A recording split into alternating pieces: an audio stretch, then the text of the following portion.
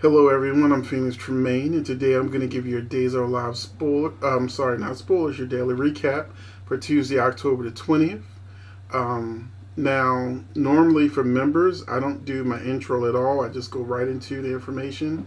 But since this is a late, I'm like doing this almost at midnight, and I know a lot of you like it to be earlier, so I'm going to skip my whole intro and go ahead and give you the recap.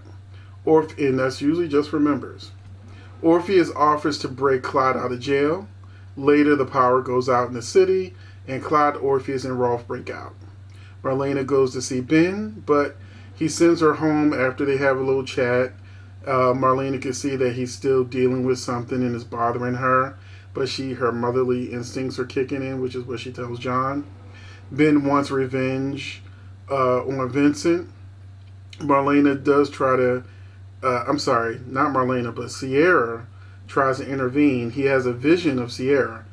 It wasn't a dream because he didn't fall asleep, so I don't know if he's just hallucinating or they didn't really explain it, but Sierra just showed up and told him, do not kill Vincent because, you may end up on death row. My death will have been for nothing.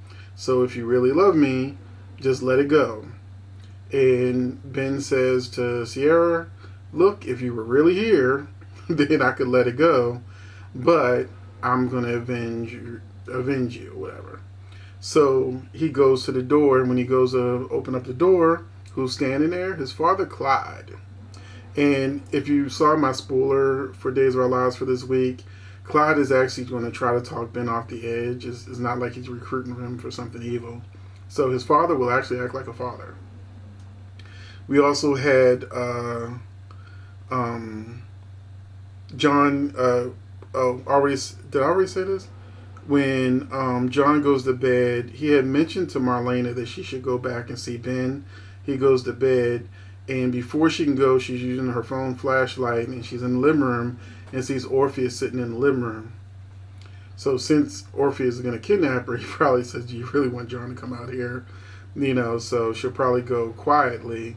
But if you saw my spoiler video, you know that Orpheus wants her to get his son, Evan, out of the Bayview. So that's what he's doing. He's not actually trying to kill her, at least not at the moment. He wants her help. Then we had Abigail stands up for Jake again and reminds Chad of the nepotism that put him in as CEO.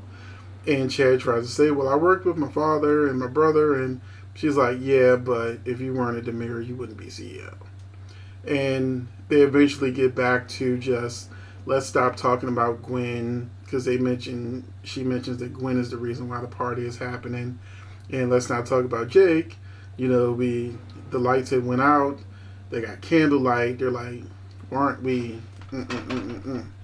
So what I want to say is what I love about this particular couple is that I've been calling Chad Zombie Chad when Kate Manzi was Abigail. He looked like he was not in the scene. He didn't feel like being there. He was literally a zombie in the scene. But now that Marcy Miller's playing Abigail, he's come to life. He's the Chad I remember. I don't know what that other Chad was when Kate Manzi was. I think maybe because she didn't want to be on the show and she wouldn't sign a contract and she knew this was going to be short term for her because she didn't want to stay. Maybe that energy brought him down and he just came down to that level of energy. But Marcy wants to be there. She's on contract and, he's excited. You can visibly see that he's having fun in his scenes with Marcy. Then we had Jake try to get the truth out of Gabby. But, I'm sorry, Jake tried to get the truth out of Gwen. I miswrote that. Jake tried to get the truth out of Gwen, but of course it's too soon for that. The truth ain't coming out to the party, so to no avail. They hear a noise, and they said it sounds like it's something behind the walls. Of course it's the tunnels. And as they leave the room, that's when Rolf comes out. In the next episode, Rolf is going to confront Chad. I don't know his reasoning though.